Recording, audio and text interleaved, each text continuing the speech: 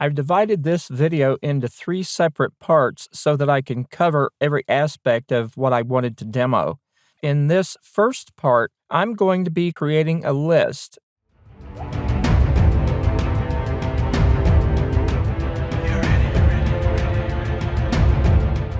So in the last video, I went over backgrounds and things and really got into the text and everything else along with that. So what I'm going to do in this video is really extend that and deal with the graphics and text more specifically. So what I've done is I've created a project file here, and I've already set up my tracks over here, already named them. I need to hit the little icon there and mute them all. And I have created a bin here. Now in the folder, I have all the assets that I'm going to use that I'm going to demonstrate here. I've got some shapes, I've got some graphics, I have a couple things that I will be using possibly as a background. I've got some motion backgrounds or motion graphics, and of course my arrows. I have also prepared an audio file. It's about a 5-minute audio file that I'll have something to work with. And then I've gone over to Notepad and I've put together the points that I want to put in each of the elements that I'm going to work with. So that way I have everything ready to demonstrate and it won't take that long or be that hard to put them together. In a live project like this, what I would do is start with dropping my audio in. So I'm going to go ahead and select my audio track. And this is the short audio file I have. So I'm going to go ahead and drop that in. So the next thing I want to do is I want to go here to graphics 2. And I'm going to go ahead and put in a background. And how I'm going to do that, I'm going to start off doing a list. So I'm going to go ahead and put in the title. And you notice I'm not creating my templates here. This is going to be a fairly short demo. And Pinnacle Studio has crashed, which is what it does. All right, great. So I will restart that. It's been doing that a lot lately.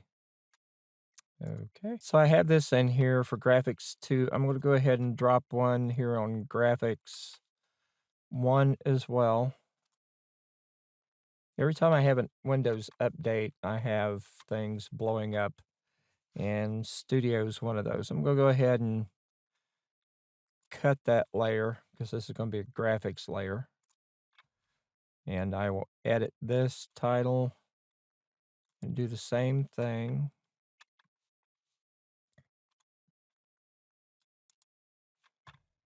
And hit OK. Now for the titles, which is where I'm going to be working to some degree, I'm going to go ahead and put a title here.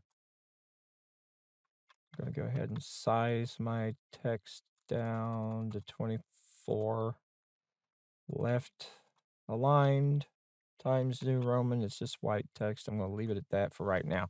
Now I have, looks like some paragraph breaks here. I do have a short script on this. I'm going to go ahead and put markers in right now.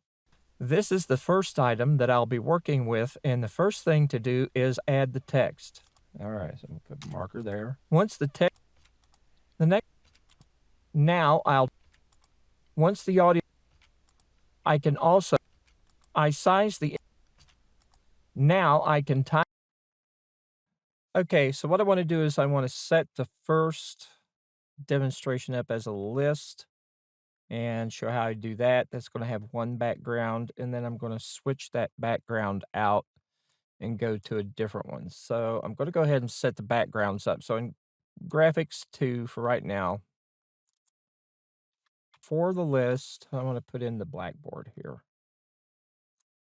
And I have found that with this graphic, I can drop it in, it'll be full screen, and that's going to be fine.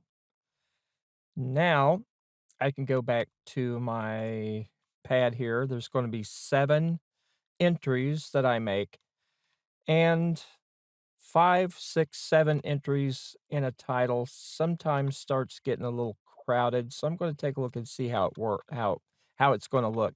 So what I'm going to do is I'm going to go to my title here and edit that. I'm going to have 7 entries here. Now, Typically, what I might have is a section title or header up there. If I was, then I would go ahead and go to the section title, put that in, and then offset that to this first mark here. And that would give it a little bit of spacing there and just set it off from the rest of the text. But I'm going to put 7 of these in here. And we can see the typical Pinnacle Studio delays and black blinking screen, which is great. Normally, I cut all this stuff out when I'm making these. I'm not going to cut this out. Now, at 24 on the screen, I don't like to go any smaller than that if I don't have to. 24 is a good size for me that I have found that is viewable, readable. It doesn't look overly big. It doesn't look overly small or shrank, tight. It doesn't look too tight on the screen. See, 1, 2, 3, 4, 5. I need 2 more. 6.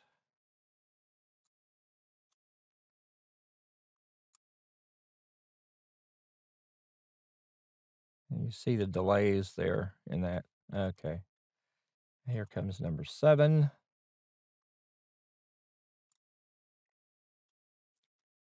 All right. Now, I know that I've got 7 points. I'm going to put them in here. So I will shrink this text down. So the first thing is to add text. What I'm going to do to put the text in here is I'm going to click on the text box, and then I'm going to select it over here on the right and do a Control V to add it. The reason why I'm doing that is because sometimes when I click on the text box directly, even double clicking and selecting the text, it sometimes doesn't like to cooperate. So I'm going to switch back over here. Now, this one I'll do a little bit of editing. Now, I've already got the text box selected, so I'm going to go ahead and just select it over here. Control V. So here I'm going to just say I'm going to add a graphic.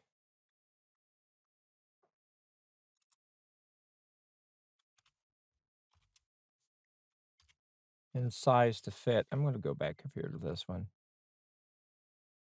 I don't want these all to be capital letters, so I'm just going to change them. So add graphic and size to fit. If I was using shapes behind these, this would get to be an issue, trying to get everything on screen. So I'm ready for number 3. Select it right here. And then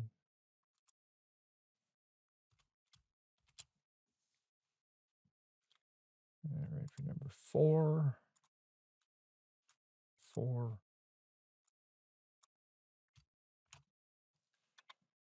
And I'll go here and capitalize that first word.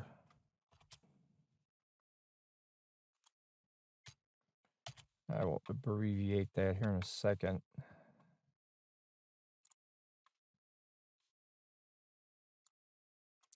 On a list, I can have longer entries simply because of the fact that I have the entire screen.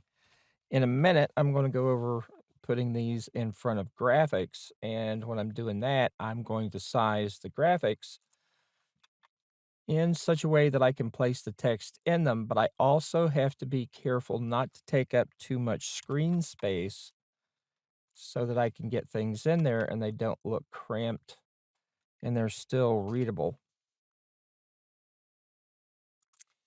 And for this one, I'm just going to say add elements, and that'll be by abbreviating this. That really is not going to hurt anything because I'm going to be describing it and showing it visually. So to abbreviate that a little bit, as long as I have the actual, as long as I have things clear enough as I'm doing them, it'll be understandable. I can't talk and do this at the same time. All right, timing elements. Now I need to, I'm not going to work with the color on these or anything. This is going to get long enough without it. What I'm going to do is I'm going to go ahead and select them all and add the motions in. I like to just simply fade them in. There's a whole library of things there to use, so it just depends on what your preference is.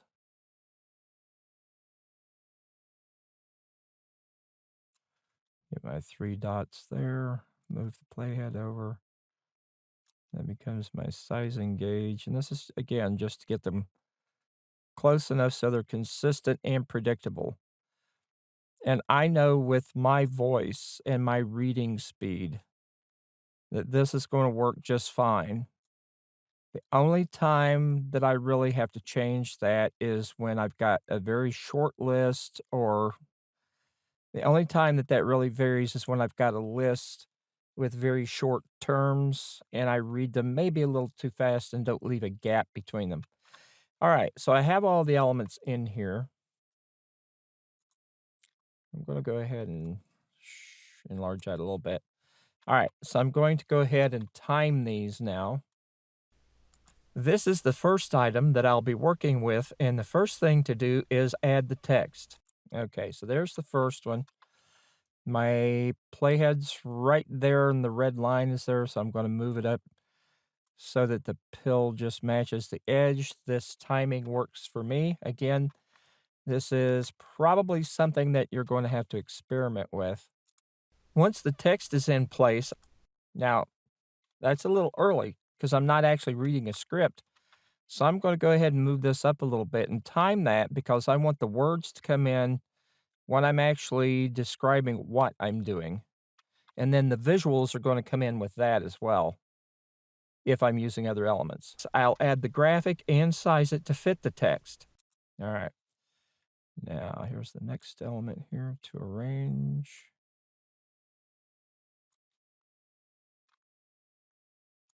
The next step is, and again, without the script, I have to get it close and then I'll do a more micro adjustment to arrange the graphic and text on the screen. All right. Element number 4 here. Now I'll time. Okay. Now this is where it gets a little dicey. I want to time it at the end of the word now. Now and time is really close together. Now. All right. And, you know, sometimes if something's a little early or just slightly late, as long as it isn't to a degree that makes you wonder or you can really tell there's a huge difference. And it, again, this is subjective to a degree. Now I'll time the text to the audio as I've done in the past. All right. Now element number 5 or list item number 5 here. I'm working with a list. Once the audio is timed, and that's really not correct. It's not the audio that I'm timing. I'm actually timing the text to it. I'll go to the graphics and time them to match the audio so they transition together. Time the graphic to text / audio. That works. All right. And then I'm going to put in my element here for adding. I can also add things like arrows to the graphics as well. That probably works fairly well. I size the arrows, position them, and then send them to the back for effect if I want. Okay, so I actually don't have a marker for that. So I'm going to move this ahead. I'm just going to assume that I'm including that in the other. All right. This is probably where I'm timing it. I can time the arrows to transition in with the previous graphics and text, or at any time that fits the presentation I'm working on. Okay. So there is a list. Now what I'm going to do is I'm going to go ahead and play that. And then I'm going to leave the list and the timing there. There's no sense in doing this twice. I'm going to go ahead and play this. This is the first item that I'll be working with, and the first thing to do is add the text. Once the text is in place, I'll add the graphic and size it to fit the text. The next step is to arrange the graphic and text on the screen. Now I'll time the text to the audio as I've done in the past. Once the audio is timed, I'll go to the graphics and time them to match the audio so they transition together. I can also add things like arrows to the graphics as well. I size the arrows, position them, and then send them to the back for effect if I want. Now I can time the arrows to transition in with the... Okay, so these have come in at about the right time. There's no perceptual lag. They're not jumping in too early. They're right where I would want them. So if this was an actual production that I was doing, I would be happy with this right here. So that would be how to time them. And this is how it would look, or how it would normally look when I'm doing a list. This is the second part of 16 dealing with text and graphics. In this part, I'm going to take the list that I created in the last part, trade out the background, and then introduce some shapes and demonstrate how I time the shapes and size the shapes with the text and the audio.